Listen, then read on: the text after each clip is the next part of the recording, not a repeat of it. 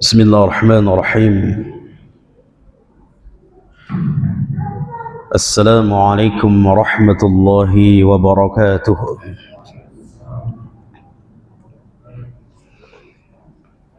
إن الحمد لله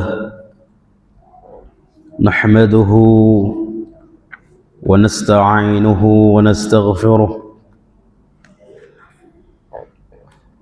ونعوذ بالله من شرور أنفسنا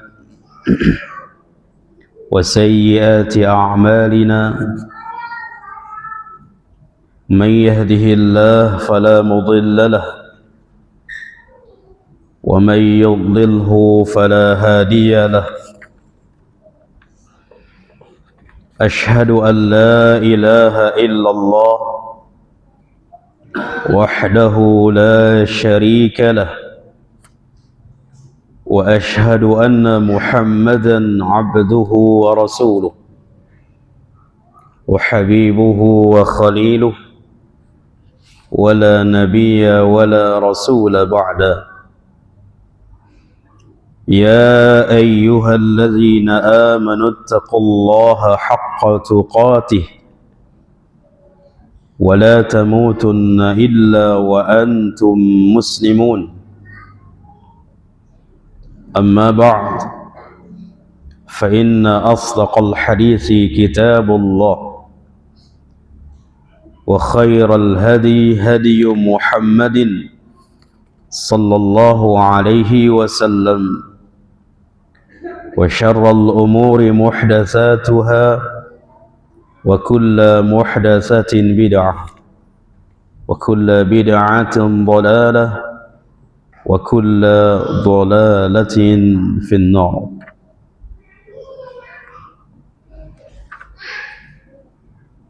إخواني والأخوات في الدين، رحمني ورحمكم الله. Alhamdulillah, kita senantiasa memuji Allah Rabbul Izzati wal Jalalah yang telah kembali Allah kumpulkan kita di salah satu tempat yang paling mulia di permukaan bumi, dan dalam mempelajari agama adalah sebuah amalan yang sangat mulia.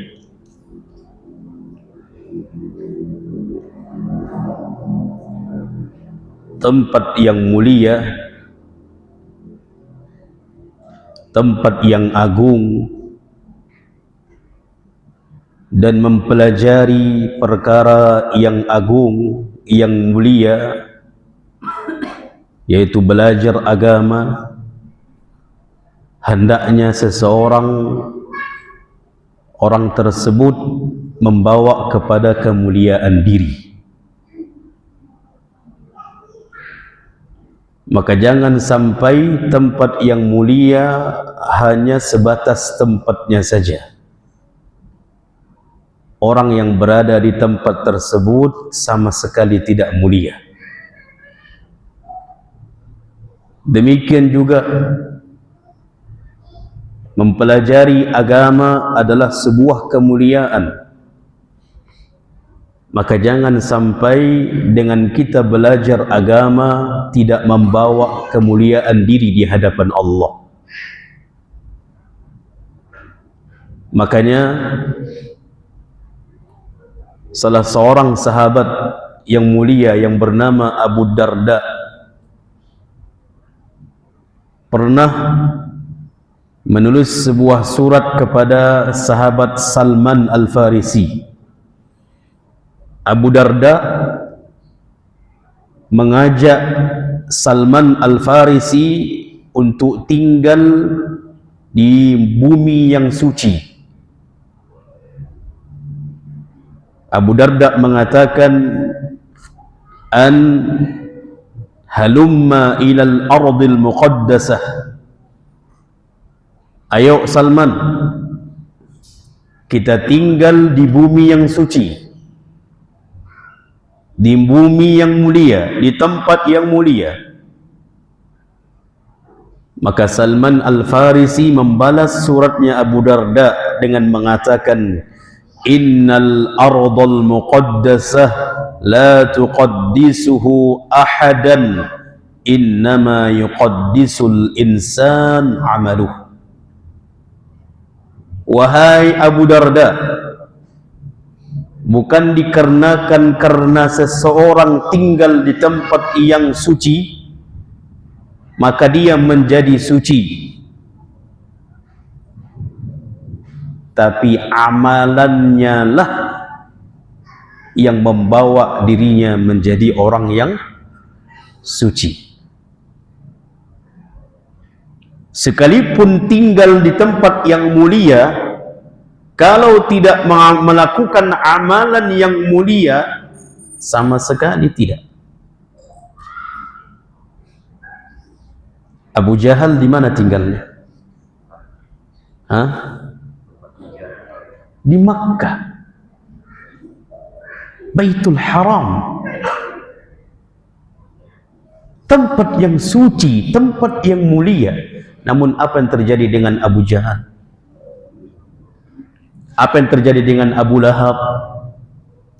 Padahal mereka tinggal di tempat yang suci, di tempat yang mulia, dan demi Allah sampai hari kiamat pun terjadi seperti itu. Maka jangan anggap semua orang yang tinggal di daerah penduduk yang suci tersebut, yang mulia tersebut, membawa kemuliaan dirinya kalau tidak beramal, kalau tidak beramal.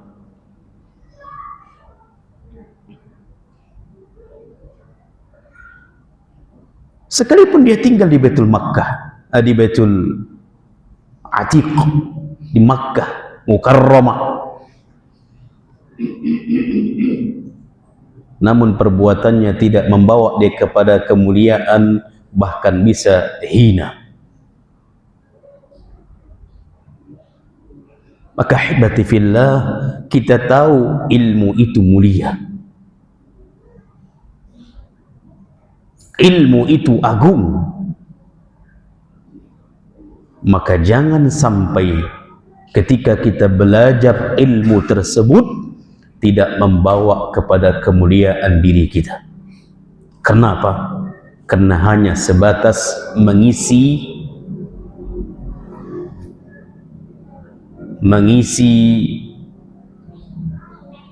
kepala saja. Hanya sebatas mengisi kepala saja,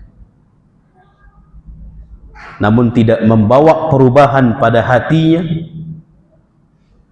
tidak membawa perubahan pada sikapnya, akhlaknya, bahkan tidak membawa perubahan pada amalannya. Maka jangan harapkan ilmu yang kita tuntut senantiasa itu akan membawa kepada kemuliaan diri.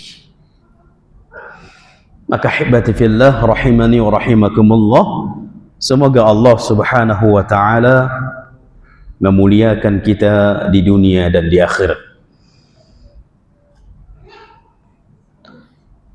Kembali kita melanjutkan dari pembahasan kita kitab Al-Usul As-Salasah,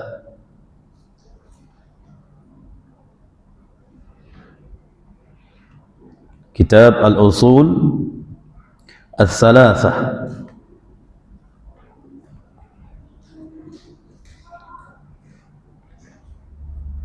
Kita masih berada di Al-Aslus Tsani, pokok pembahasan yang penting dipelajari oleh setiap muslim. Yang kedua, yaitu ma'rifatu dinil Islam. Wajib bagi kita mempelajari agama Islam, mengenal agama Islam. Mengenal agama Islam dengan cara mempelajarinya. bukan hanya sebatas mengenal dari keturunan, bukan hanya sebatas mengenal Islam, mengenal agama Islam dari nenek moyang, bukan. Makanya penulis mengatakan ma'rifatu dinil Islam bil adillah, mengenal agama Islam dengan dalil, menunjukkan harus belajar. Karena dalil itu harus belajar, mempelajari, mengetahui dalil-dalil, harus belajar.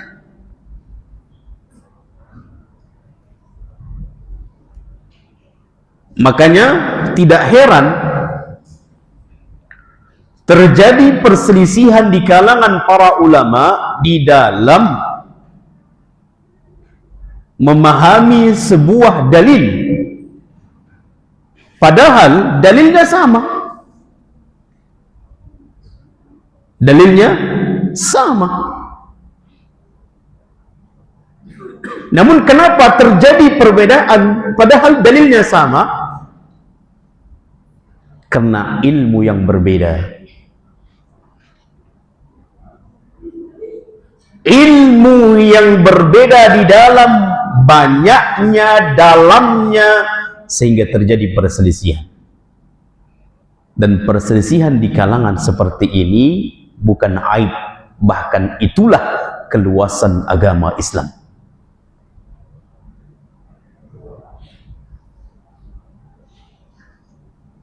Makanya Syekh Shalih Al-Utsaimin mengatakan termasuk penyebab terjadinya berselisih di kalangan para ulama padahal dalilnya satu, beliau mengatakan karena ilmu yang berbeda.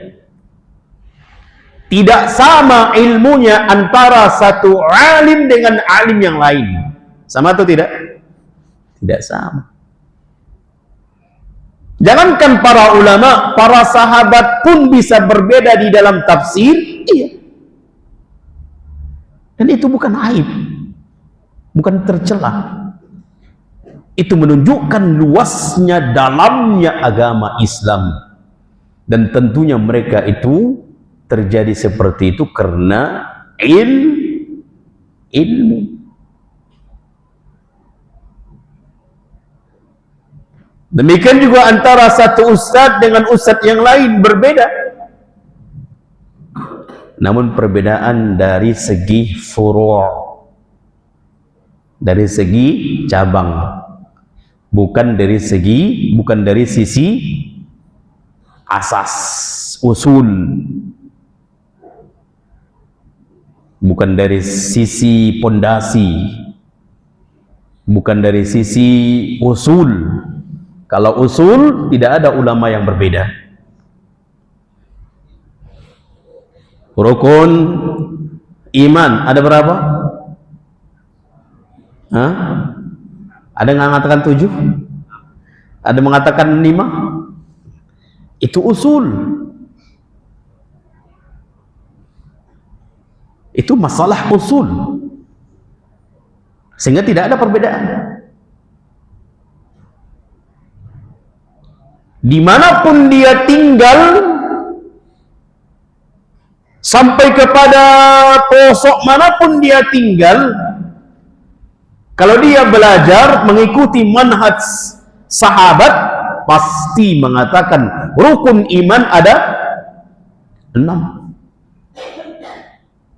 Kalau ada mengatakan rukun iman itu hanya 5 saja, berarti yakinlah kita sudah menyimpang. Kenapa? Karena itu usul. Usul di dalam agama, asas di dalam agama, pondasi di dalam agama, yang satu pun tidak ada para ulama berselisih. Sama halnya dengan aina Allah, di mana Allah. Sebutkan satu ulama yang bermanhaj, para sahabat yang berbeda dalam tafsirannya. Sebutkan satu ulama yang berbeda. Kalau manhajnya sama, tetap mengatakan Allah fis sama.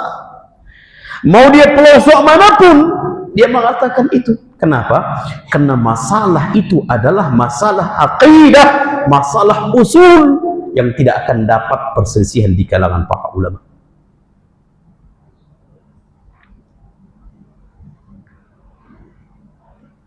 Kalau yang mengatakan selain dari itu berarti sudah luar.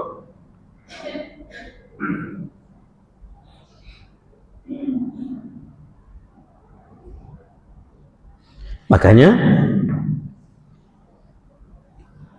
tapi kalau masalah memahami dalil, dan ini semakin dalam ilmu seseorang, semakin dalam pemahaman seseorang terhadap dalil, Allah jemaah, ilmu ini luas ikhwan. Ilmu ini sangat luas. Makanya kata para ulama, semakin dia belajar, semakin memahami, dia seorang yang bodoh, itulah alim.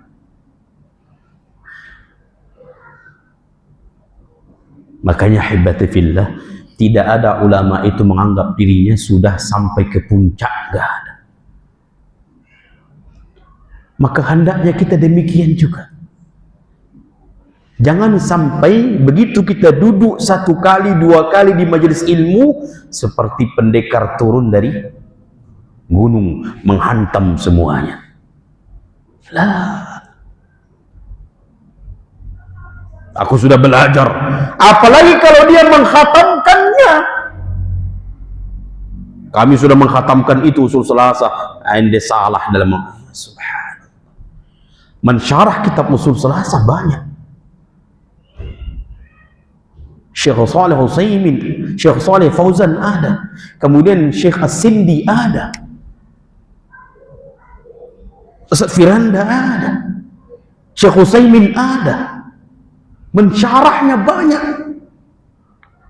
Jadi kalau hanya membaca syarah satu Utsaimin saja, Syekh Shalih ketika tidak berbeda, ente salah. Padahal yang dia sampaikan Syekh Shalih Fauzan. Kita yang tidak baca, kita hanya berpegang satu referensi saja. Kawan itu sudah 3 referensi, 4 referensi dalam syarahnya.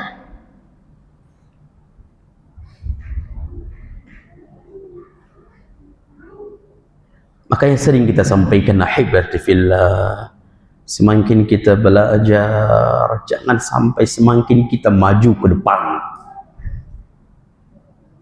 Apalagi ketika terjadi perdebatan. Wallahi jemaah,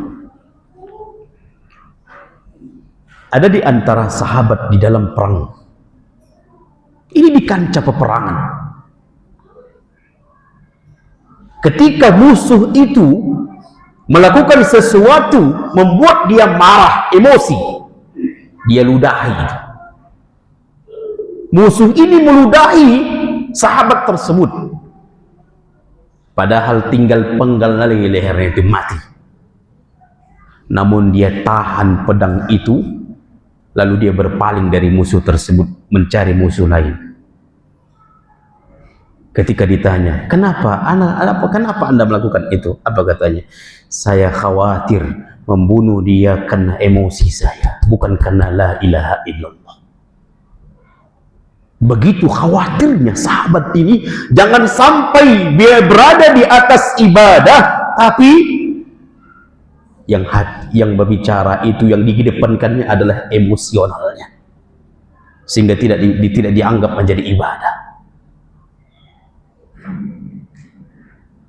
Demikian juga ketika kita terjadi di nasihat, ketika ada terjadi di antara kita berdebatan, tiba-tiba emosi, sudah. Kalau kita khawatir mengundang emosi sehingga membuat bukan ibadah lagi, bukan mau'izah lagi, bukan jidal yang baik, tinggalkan.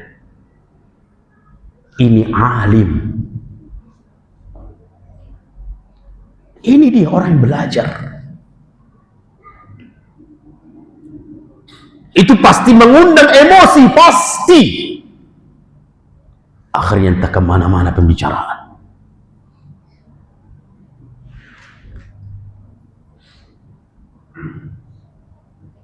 Karena tujuan kita untuk menyampaikan saja, sudah.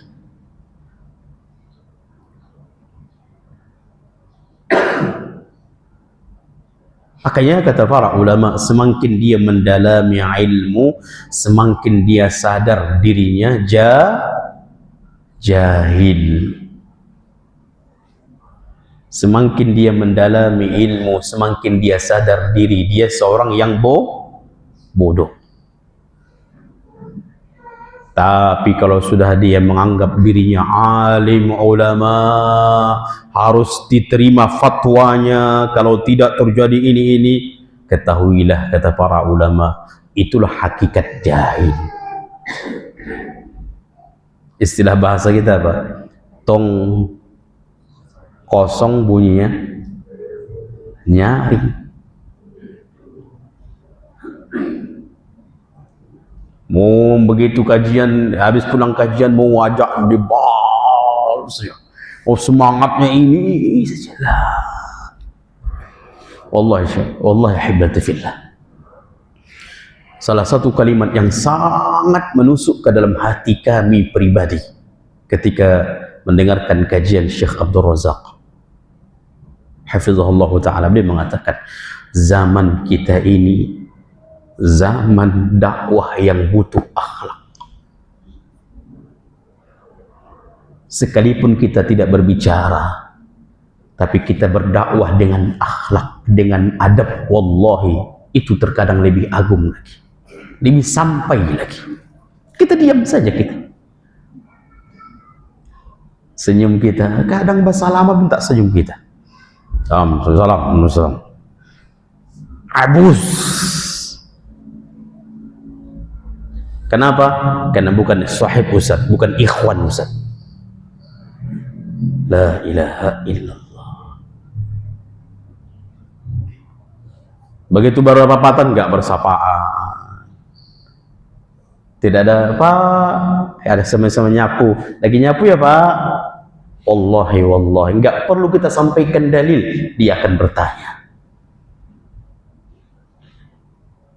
Coba praktikkan itu di mana kita tinggal. Kalau kita terlebih, kalau kita berada di orang-orang awam yang terkadang ingin mengetahui kebenaran, tapi terhalangi kebenaran gara-gara kita. Terhalangi kebenaran itu disebabkan karena kita. Sehingga bertanya pun sama kita takut. Kenapa? Enggak pernah senyum. Akhirnya pengajian mana Bapak itu? Allah jemaah akhlak.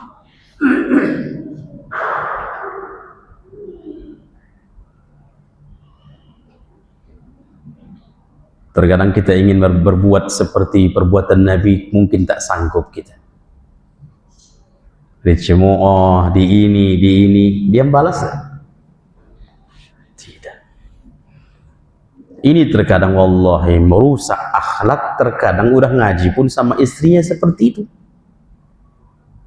sama keluarganya kita juga. Ya ahibati fillah,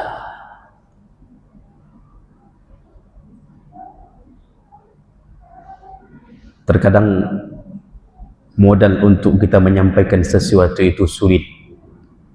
Harus hafal, harus faham. Tapi kalau kita tidak bisa menyampaikannya, terkadang ada orang bertanya, Pak, begini ya Pak, saya sebenarnya nggak bisa menyampaikan, tapi bisa nggak ikut kajian sama saya? Nanti Bapak bertanya sama Ustadz itu.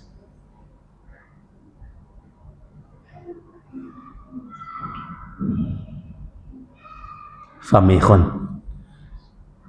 Fahami? Terkadang karena kita juga yang merusaknya.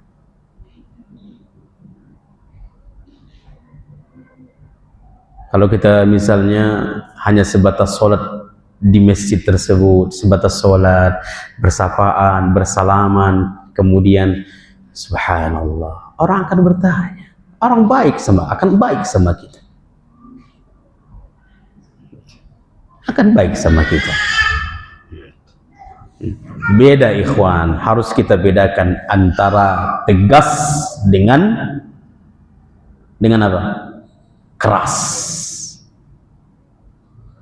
Itu beda. Banyak ustadz-ustadz kita termasuk rahimahullah, begitu di dalam menyampaikan agama tegas, sunnah, bid'ah, syirik, tegas. Ketika di lapangan ramahnya tak tampung.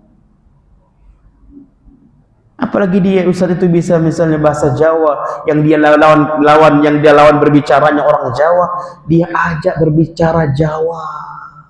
Karena terkadang itu lebih akrab.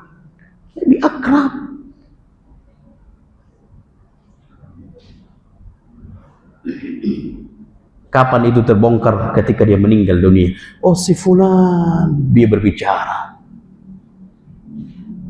Orangnya ramah, orangnya sering senyum, orangnya sopan santun. Padahal ketika di kajian tegas. Dan prinsip kita harus tegas dalam beragama, tidak boleh ikut-ikutan, tidak boleh. Makanya subhanallah, tidak boleh ikut-ikutan, tidak boleh taklid. Makanya dikatakan oleh para ulama, termasuk penulis ini, ma'rifatu dinil Islam bil adillah. Mengenal agama Islam ini dengan mempelajari dalil-dalil, bukan taklid buta.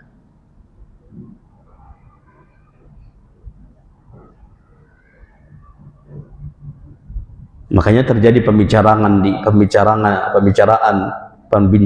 kalangan para ulama, apa hukum taklid kepada alim?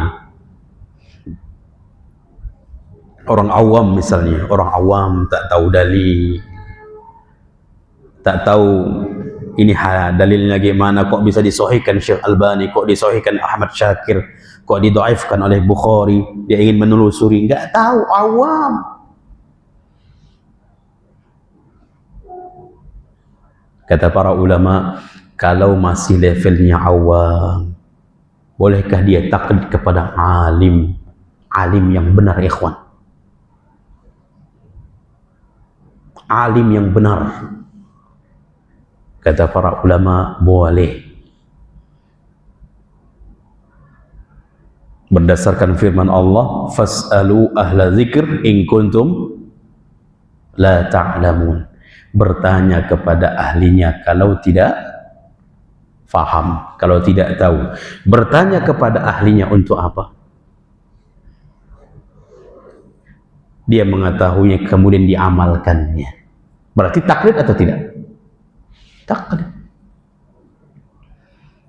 Kain diantara ulama bolehnya orang awam yang tidak tahu apa-apa lalu taklid kepada seorang ulama, boleh. Namun dengan syarat ulama itu benar-benar ulama yang berdasarkan Al-Quran dan Sunnah ala fahmi sahabat. Taklid yang dilarang itu bahkan sampai kepada haram. Dia sudah tahu bahwa yang dia ikuti itu salah, melanggar perintah, melanggar wahyu Allah dan Rasul, bertentangan, namun dia masih taklid kepada orang tersebut. Padahal hukum atau ucapan fatwa orang tersebut dia tahu berselisih dengan wahyu Al-Quran dan Sunnah, namun dia tinggalkan Al-Quran dan Sunnah, dia taklid kepada orang tersebut. Ini jatuh taklid yang haram, nggak boleh. Itu yang terjadi orang-orang Syiah Imamiyah dan konco-konconya. Karena banyak konco-konconya itu. Itu yang terjadi. Orang Syiah Imamiyah, kalau sudah A kata imam, siapapun mengatakan B. Hatta Allah, hatta Nabi mengatakan B, mereka tetap mengikuti A. Karena mereka mengatakan imam ma'sum. Ini taklid yang haram. Bahkan bisa menjadi jatuh kepada syirik besar. Patuh kepada makhluk, yang makhluk itu menghalalkan apa yang diharamkan oleh Allah, yang mengharamkan apa yang dihalalkan oleh Allah, maka ini adalah syirik besar. Berarti seolah-olah kita mengatakan dia Tuhan.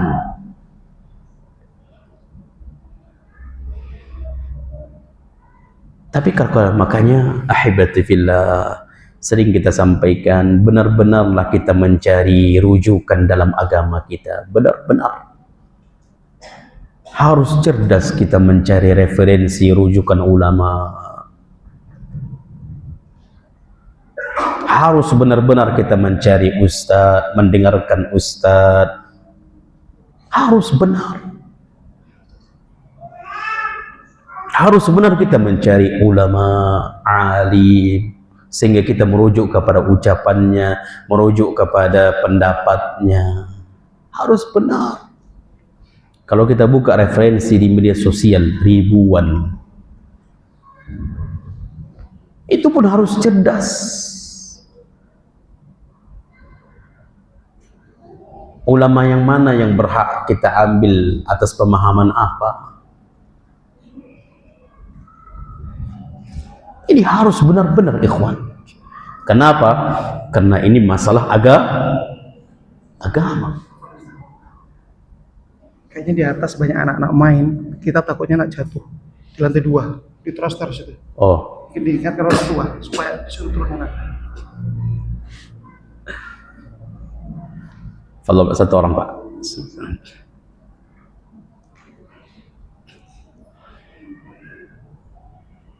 Ya, harus benar-benar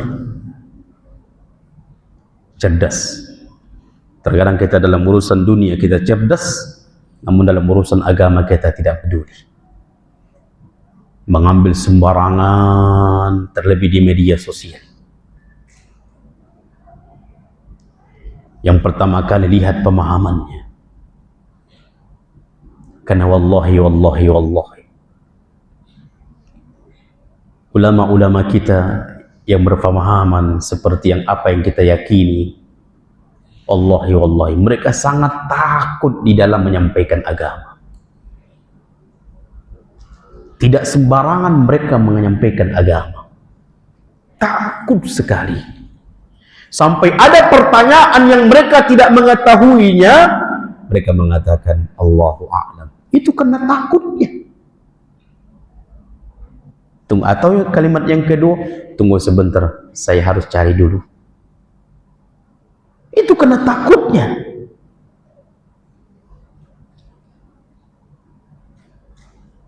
Tidak sembarangan.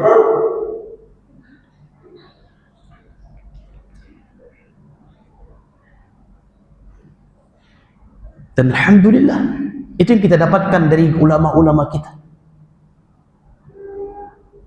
Itu yang kita dapatkan sehingga kita belajar dengan mereka. Baik, faham ini ikhwan? Ahibati fillah rahimani wa rahimakumullah. Kemudian penulis mengatakan dengan definisi Islam,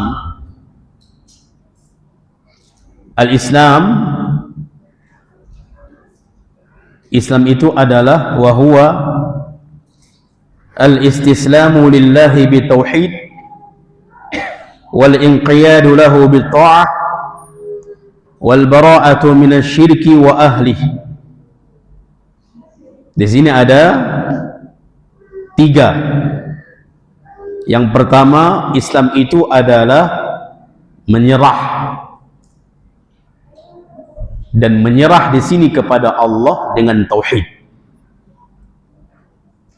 Makanya semakin seseorang belajar tauhid, semakin dia berserah. Wallahi, wallahi. Orang yang tidak mau menyerah, itu karena tidak belajar tauhid, tidak mengenal siapa Allah. Orang yang belajar tauhid, dia akan menyerah, bahkan menyerahkan seluruh apapun perkara kepada Allah. Makanya Allah mengatakan dalam surah Al-Luqman, "Wa man yuslim wajhahu ila Allah." Orang-orang yang menyerahkan, berserah kepada wajah Allah, kepada Allah, wa huwa muhsin, dan dia adalah orang yang baik. Naam. Orang yang menyerah itu adalah orang yang baik. Namun kepada siapa dia berserah? Kepada Allah. Makanya terkadang ada ungkapan, apalagi ungkapan itu diiringi dengan mobil yang barang bawaannya itu ambruk ke belakang, membuat kepala mobil itu naik ke atas.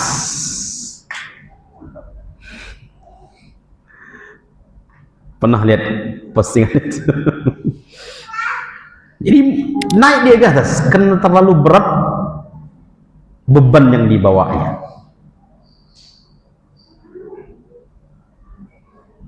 Lalu orang itu membuat sebuah ungkapan, sekali seberat apapun sesuatu yang kita beban dalam hidup ini, harus pasrahkan kepada siapa?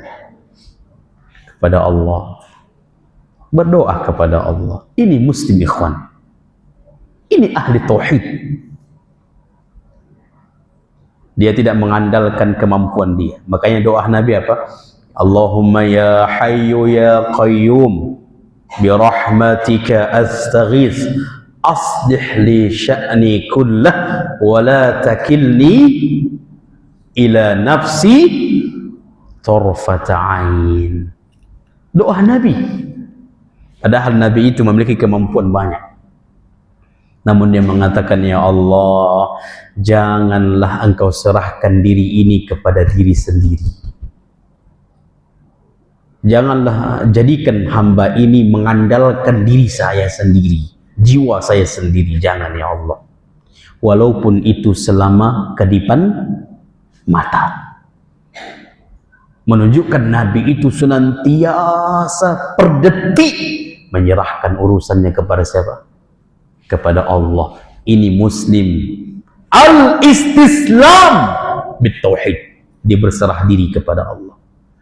Dia menyerah, dia berserah, semua yang diserahkan kepada Allah. Maka orang seperti itu, kata Allah di dalam Al-Quran surah Luqman, faqad istamsaka bil urwatil wusqa lam fisama laha. Dalam ayat lain, lam fisama laha. Kalau orang yang menyerahkan kepada Allah, berarti dia telah sungguh memegang tali, sebuah tali yang kuat yang tidak akan pernah terputus. Itulah tali Allah, tali Allah. Tidak akan pernah putus. Makanya sering kita ucapkan bahasa peribahasa yang sangat masyhur di kalangan kita, berharap kepada manusia pasti menghasilkan kekecewaan, sekalipun itu saudara kandung. Karena tabiat manusianya masih ada. Tabiat manusianya masih ada. Sekali, dua kali, iya senyum dia. 3 kali, 4 kali, tutup pintu tuh. Datang lagi tuh. Karena tabiat manusianya masih ada. Kecewa bergantung dengan makhluk. Tapi kalau kita bergantung dengan Allah, tidak akan pernah merasakan kekecewaan. Baik. Kemudian yang kedua,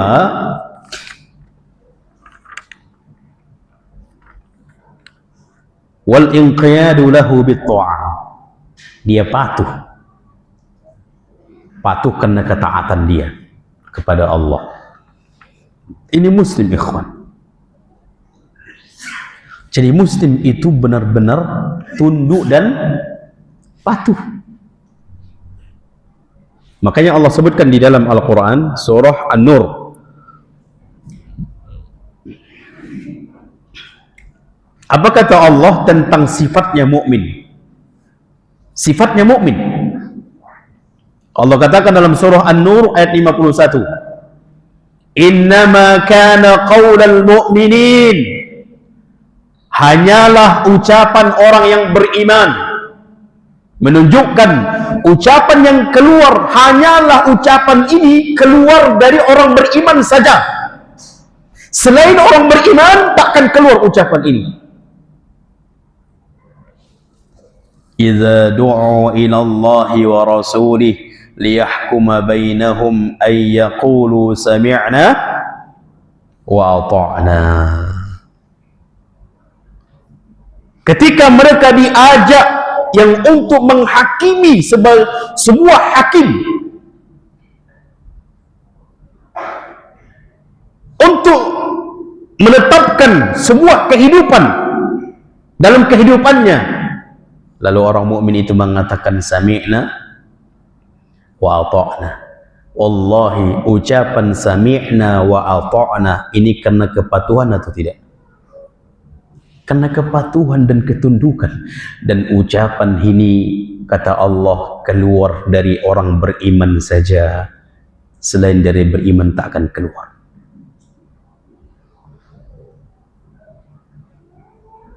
Orang munafik tak akan keluar.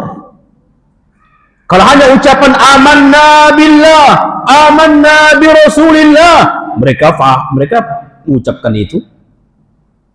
Makanya Allah katakan dalam surah An-Nur juga ayat 47 tentang ucapan orang munafik, tentang sikap orang munafik ketika berhadapan dengan Allah dan Rasulnya, berhadapan dengan qala Allah, qala Rasul. Apa sikap orang munafik? Allah abadikan di dalam Al-Quran. Kalau orang beriman tadi berhadapan dengan qala Allah, qala Rasul, apa ucapannya? Sami'na wa ata'na. Namun orang munafik, lihat, Allah abadikan dalam surah An-Nur, wa yaquluna amanna billah wa birrasul wa ata'na summa yatawalla fariqum minhum min ba'di dzalik wa ma ulaika bil mu'minin. Mereka mengatakan amanna billah, kami beriman kepada Allah. Amanna bi rasulillah, kami beriman dengan Rasul Allah. Wa ata'na, kami taat. Namun sebatas hanya ucapan. Setelah mengatakan kami beriman kepada Allah, kami beriman kepada Rasulullah, kami taat kepada Allah dan Rasulnya. Setelah mengatakan kami beriman kepada kitab Al-Quran, kami beriman kepada hadis Nabi, namun lihat akhirnya summa yatawalla, kemudian mereka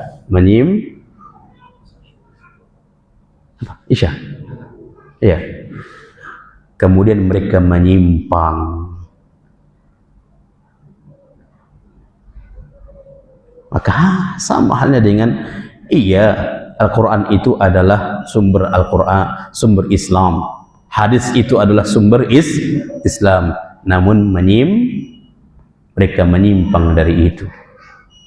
Nggak mau berhukum dengan Al-Quran dan hadis.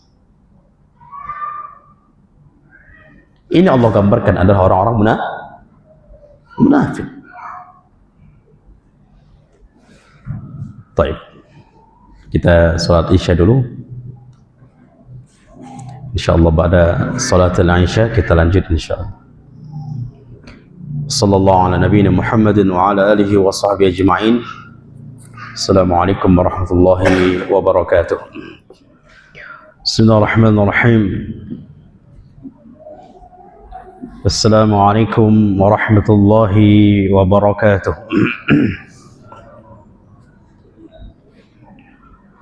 Alhamdulillahi rabbil alamin. Wal 'aqibatu lil muttaqin. Wala 'udwana illa 'alal zalimin.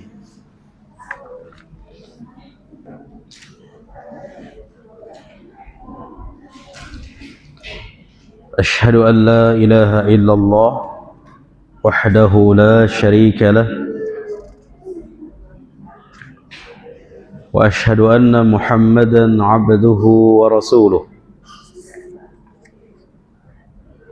أما بعد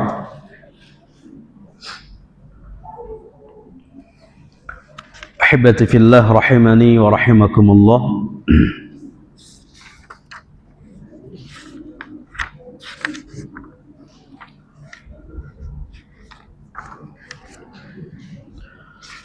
Definisi Islam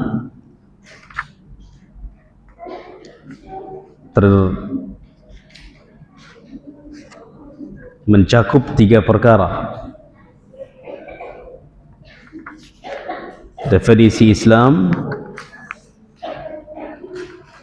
mencakup dengan 3 perkara. Yang pertama adalah menyerah. Menyerah kepada Allah Azza wa Jalla. Yang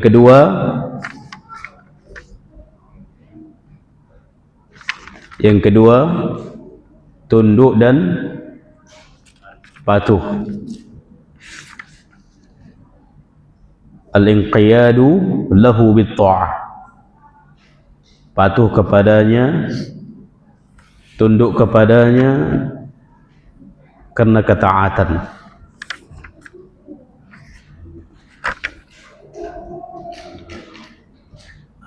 Dan Allah menyebutkan sifatnya orang beriman ketika berhadapan dengan wahyu, ketika berhadapan dengan dalil, maka orang beriman itu mengatakan sami'na wa ata'na. Selagi wahyu itu mengatakan A, demikian juga hadis itu mengatakan A, hadisnya sahih, sami'na wa ata'na. Dan kalimat ini hanya keluar dari orang yang beriman saja.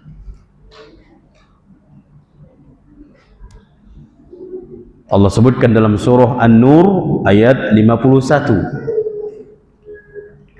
Innama kana qaulal mu'minin idza du'u ila Allah wa rasulih liyahkuma bainahum. Hanyalah ucapan perkataan orang beriman ketika diajak, ketika berhadapan dengan Allah dan Rasulnya, berhadapan dengan dalil, ay yaqulu sami'na wa ata'na wa ulaika humul muflihun.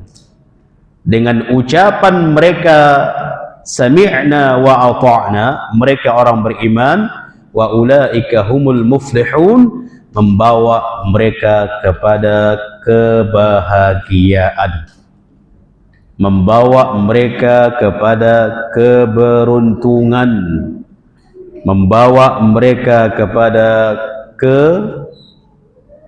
kemenangan. Jadi sami'na wa ata'na itu membawa kemenangan. Sami'na wa ata'na itu membawa kebahagiaan, keberuntungan,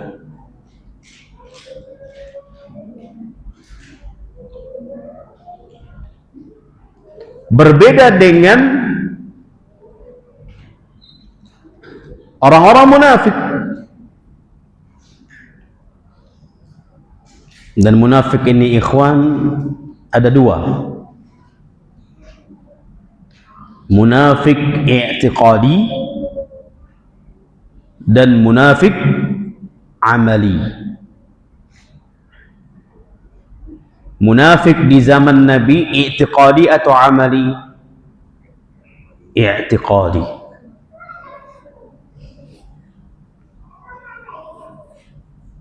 Abdullah bin Ubay bin Salul, bapaknya orang munafik. Abdullah bin Ubay bin Salul mengucapkan dua kalimat syahadah di hadapan Nabi atau tidak? Mengucapkan. Mengatakan cinta kepada Allah dan Rasul, mengatakan taat kepada Allah dan Rasul. Namun hatinya mengingkari itu semuanya. Di mana perbedaan antara munafik i'tiqadi dengan amali? Ada pada hatinya. Kalau dia mengatakan Al-Quran itu, bahkan ucapan itu bersumber dari hatinya. Ucapan dia mengatakan Al-Quran itu sudah nggak layak dipakai. Nggak butuh kita di zaman ini Al-Quran dan Sunnah. Kalau ucapan itu bersumber dari hatinya, ini munafik i'tiqadi. Karena dia ingin menghancurkan umat Islam, membenci umat Islam.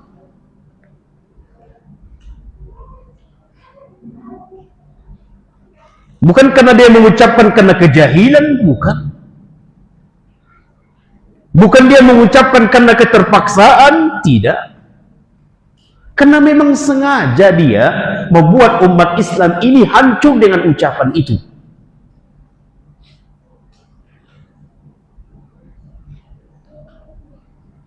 Ini sulit nggak menjumpainya seperti ini? Sulit nggak? Sulit. Sulit kita menjumpai seperti ini. Sekalipun ada di tengah-tengah umat Islam, tapi sulit. Tidak bisa kita mengatakan si fulan munafik, tidak boleh. Tidak bisa. Si fulan munafik, tidak bisa. Kenapa? Sulit.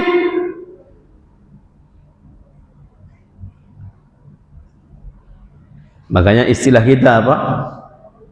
Yang ada apa dalam selimut tuh? Musuh di dalam selimut. Bukan menganggap istri si musuh ya, kawan. Sama dengan kita, sama. Apalagi dia style dia, beragama dia sama. Ini sulit.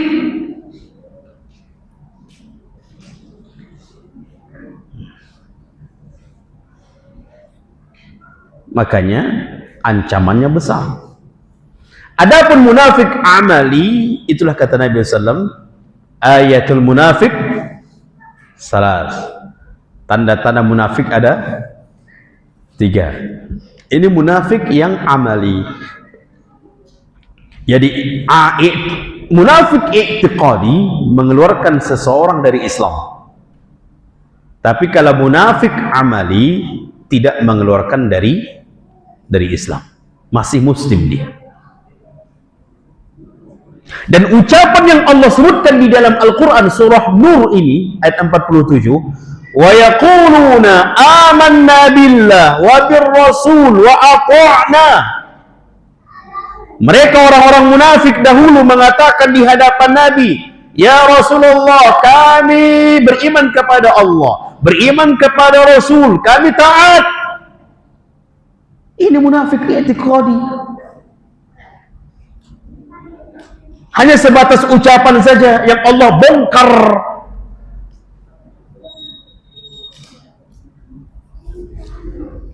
Summa yatawalla. Kemudian dia Menyimpang. Mana mungkin dia patuh kepada Allah dan Rasulnya, sedangkan dia mengucapkan itu penuh dengan kebencian. Orang memang tujuannya untuk menghancurkan umat Islam, menjelek-jelekkan umat Islam.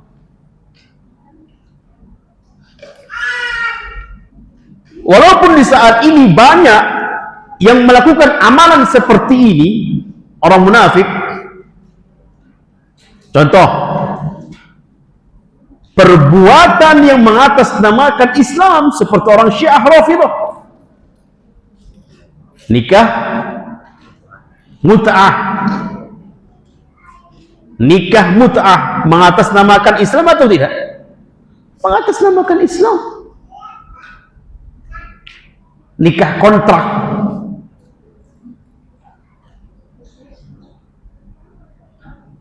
Seorang laki-laki mengkontrak wanita 1 jam, boleh. 1 minggu, habis itu sudah jatuh cerai. Dengan wanita itu mengatakan mahar sekian. Ini mengatasnamakan Islam.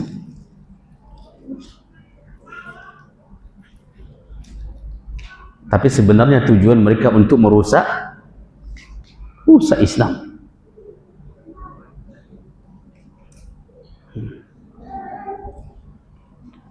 Baik. Jadi ahibati fillah rahimani wa rahimakumullah. Jadilah kita mukmin yang benar, mukmin yang sejati. Kalau di hadapan kita itu ada wahyu, ada dalil, sami'na wa ata'na. Patuh, tunduk. Kalau wahyu menyalahkan dari apa yang kita perbuat, sami'na wa ata'na. Ini mukmin. Yang mengatakan itu siapa? Allah. Coba cek di dalam surah Nur ayat 51. Allah yang mengatakan itu. Kemudian yang ketiga, juga rangkaian dari Muslim Islam adalah berlepas diri dari perbuatan-perbuatan syirik. Wal bara'atu minasyirki, berlepas diri dari perbuatan-perbuatan syirik, dan wa ahlihi, pelaku-pelaku syirik. Apa yang dimaksud berlepas diri? Syekh As-Sindi mengatakan diantaranya adalah meyakini perbuatan syirik itu batil. Kalau sudah berkeyakinan bahwa kesyirikan itu batil, berlepas diri dia atau tidak? Pasti berlepas diri. Orang yang datang ke dukun misalnya, itu syirik atau tidak? Berlepas diri kita dari perbuatan itu, karena berarti kita meyakini itu adalah perbuatan batil. Kira-kira datang nggak lagi dah? Nggak mungkin datang lagi, karena sudah berkeyakinan itu batil.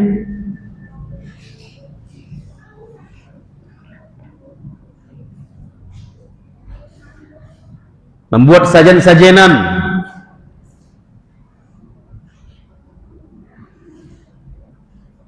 itu batil. Syirik maksudnya adalah batil.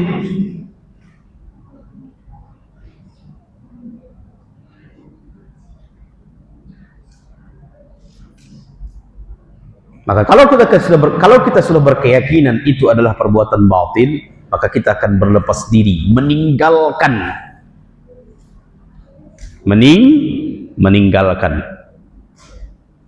Demikian juga pelakunya.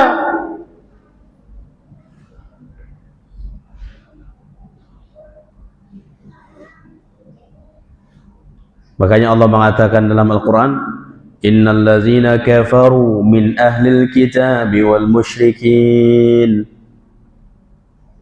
Innal ladzina kafaru min ahlil kitab Sesungguhnya kafir ahlul kitab. Siapa ahlul kitab?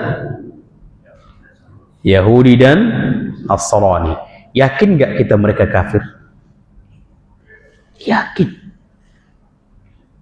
Tak boleh Ustaz, nanti entah begitu masa hidup, begitu mau akhir masa tuanya, entah masuk Islam ya Ustaz. Itu urusan kedua. Yang kita nilai adalah zahir.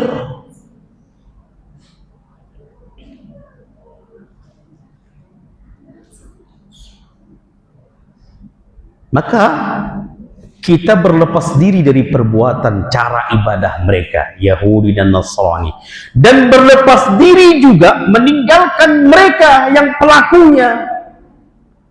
Jadi jangan sampai sayang kepada mereka, cinta kepada mereka, nggak boleh. Suka dengan mereka, nggak boleh.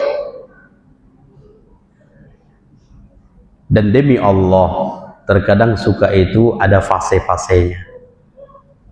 Awal demi awal menonton film apa?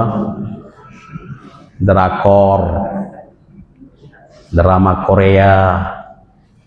Itu awal-awalnya nonton, lama-lama hafal artisnya. Siapa Bu nama artis Korea itu? Hafal. Lama-kelamaan lihat wajahnya, suka dia. Wallahi ini bukan muslim.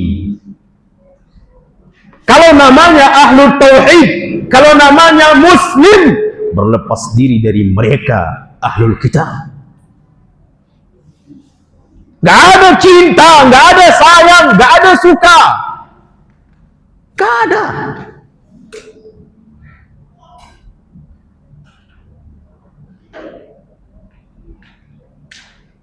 Tidak mungkin dia menonton kecuali karena suka.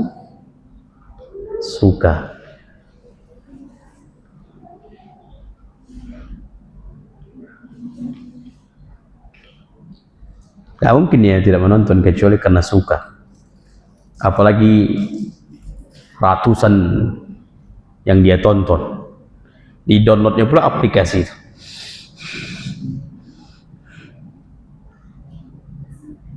Subhanallah.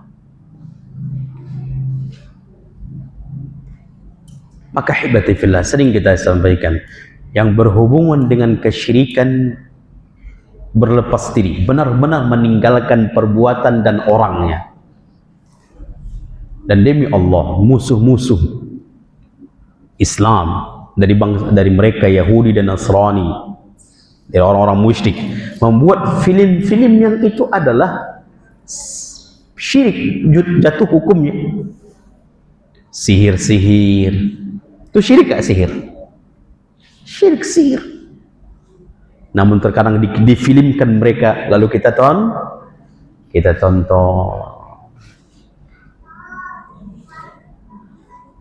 Dulu kan film apa yang sangat terkenal sekali, yang naik sapu itu apa? Hah? Yang naik sapu, terbang itu, nenek lampir. Enggak, yang arah-arah barat-barat gitu, apa? Oh, masih ingat Pak ya? Itu sihir nggak itu? Berapa banyak orang yang nonton itu? Kalau dia benar-benar Islam, muslim, benar-benar muslim, ahlu tauhid, dia benci itu, nggak suka dia seperti itu filmnya. Yang berhubungan dengan kesyirikan, dia nggak suka. Ada film India, disebut nama-nama Tuhan mereka. Mana yang benci dengan mereka itu? Mereka sebut nama Tuhan mereka. Mereka praktekkan di film itu cara menyembah Tuhan mereka. Hati kita biasa-biasa saja. Ada apa dengan tauhid kita ini? Dulu itu musim sekali, dari sore-sore sampai malam, omak-omak ya Allah, lupa masak, lupa ini. Oh. Biasanya di mana kemarin tuh, di mana film apa tuh? Di layar mana itu? Antv. Subhanallah. Ingat. Subhanallah. Disebutkan cara dipraktikkan di film itu cara menyembah Tuhan mereka. Mana tidak tergores dalam hati kita?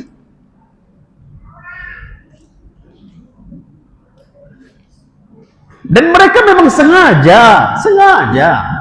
Apalagi memang mereka putar mendekati waktu maghrib. Omak-omak banyak yang lalai maghribnya.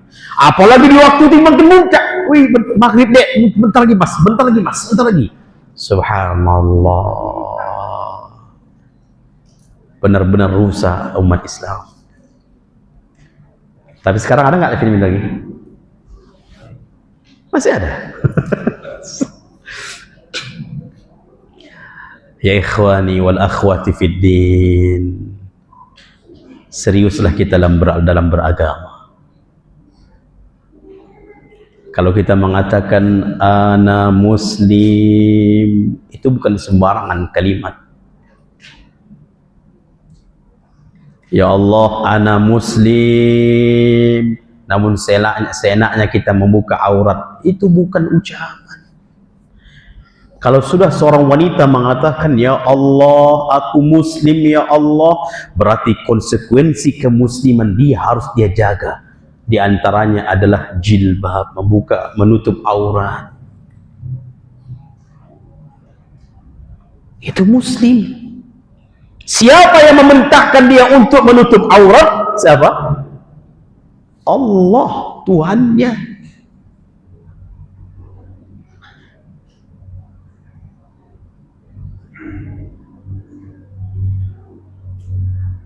Maka kalau dia mengatakan ya Allah, ana muslimah ya Allah, ana seorang muslimah ya Allah, maka setiap dia keluar rumah dia harus menutup aurat.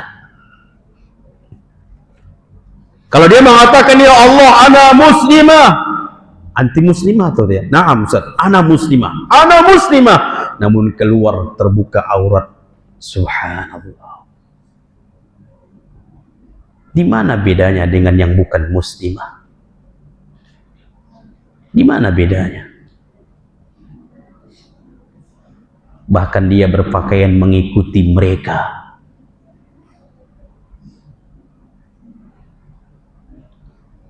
Ustaz, kok terlalu ketat kali, terpenjara kali muslim Ustaz ya. Menonton film ini nggak boleh, nonton film ini. Itulah muslim, itulah mukmin. Makanya kata Nabi SAW, mukmin itu di dunia ini apa? Seperti penjara. Semuanya nggak boleh Ustaz. Iya, di penjara begitu.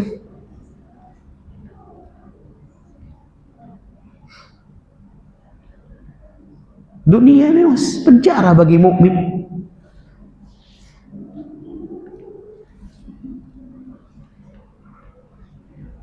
Ingin hidup bebas, ingin hidup happy Ustaz, nggak ada yang mengatur agama ini Ustaz.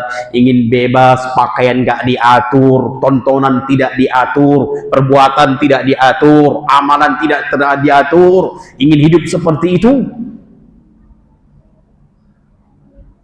jangan sampai seperti binatang. Bahkan Allah mengatakan ulaika kal an'am bal adall. Mereka itu seperti binatang, bahkan lebih parah dari binatang.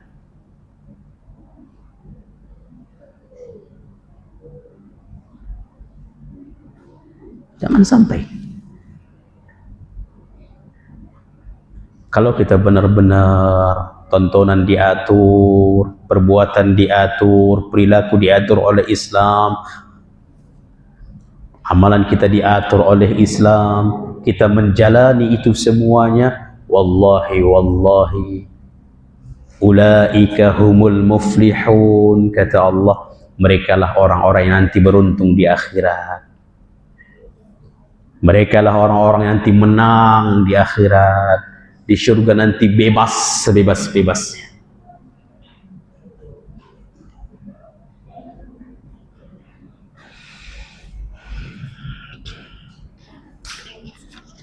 Paham nih, kawan?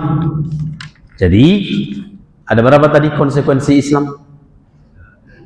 Ada 3. Pertama, menyerah.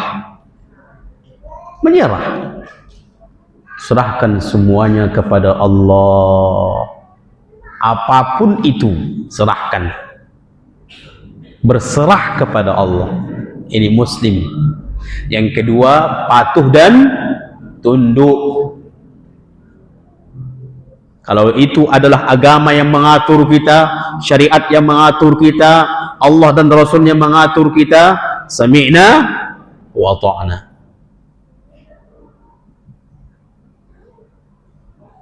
Dan ini hanya orang beriman yang mau diatur. Dan demi Allah, pengaturan Allah kepada orang beriman itu semuanya adalah untuk kebaikan orang beriman itu. Lihat orang-orang yang tidak mau peraturan, bebas sama siapa dia bersalaman. Lihat apa yang terjadi di zaman sekarang. Banyaknya perselingkuhan, banyaknya perzinaan, bahkan terkadang penyakit di zaman Nabi Nuh masih ada atau tidak? Masih ada. Dan demi Allah, di malam Ahad, ketika anak kajian di Masjid Amal Jariyah di Danau Buatan, baru dapat informasi dari teman-teman di sana. Subhanallah, terkadang penyakit itu juga terjadi di kalangan orang yang ngaji. La haula wala quwwata. Waktu itu mendengarnya seperti petir. Demi Allah, ana nggak pernah itu mendengar hal itu.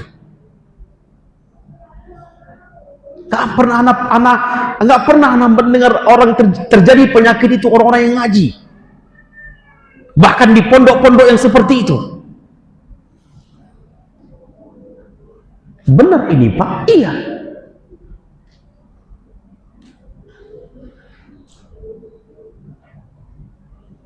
La haula wala quwwata illa billah. Bahkan dia seorang pemateri.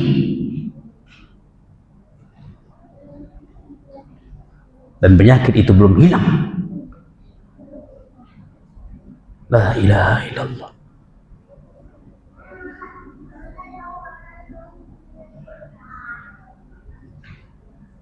Akahibati fillah, kita benar-benar subhanallah. Kita di zaman kita ini luar biasa. Zaman kita ini luar biasa.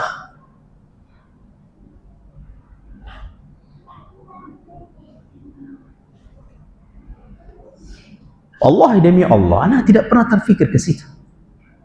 Dan tidak pernah selama 2 tahun tinggal di Riau, tidak pernah mendengar hal itu.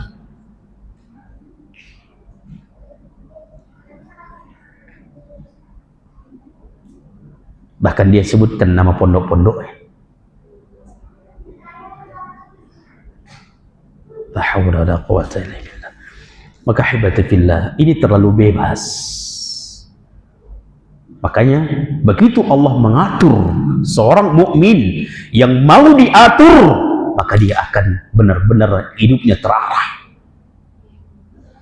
Adapun manusia-manusia yang tidak mau diatur, maka lihat bagaimana keburukan-keburukan, segala keburukan-keburukan dia lakukan. Kenapa kita tidak boleh bersalaman antara laki-laki dengan wanita yang bukan mahram? Itu aturan Allah. Sampai kata Nabi SAW, lebih baik dia apa? Ditusuk kepalanya dengan besi panas. Coba bakar batu, coba bakar paku itu, tusukkan ke kepala. Bakar paku itu setengah jam dibakar, coba tusukkan ke kepala. Sakit itu lebih baik daripada menyentuh tangan wanita yang bukan mahram. Siapa yang mengatakan itu? Nabi. Dan Nabi tidak berbicara kecuali wahyu. Itu semua adalah peraturan Allah untuk kebaikan kita. Di mana terjalinnya zina, itu diawali dengan mata, diawali dengan sentuhan.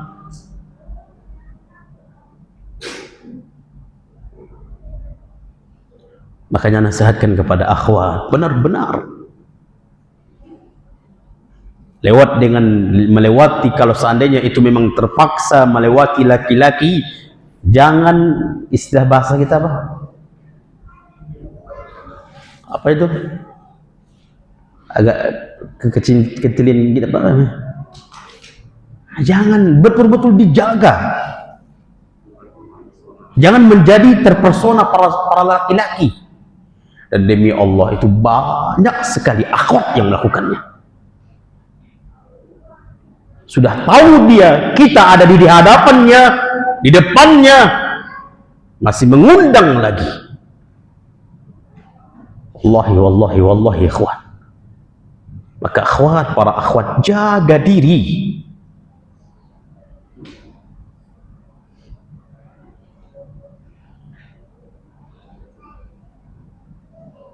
Maka akan terjadi sesuatu yang na'udzubillah akan terjadi. Belum lagi ikhwannya terkadang terlalu bebas di dalam memandang, sekalipun itu di sampingnya istrinya, di belakangnya istrinya.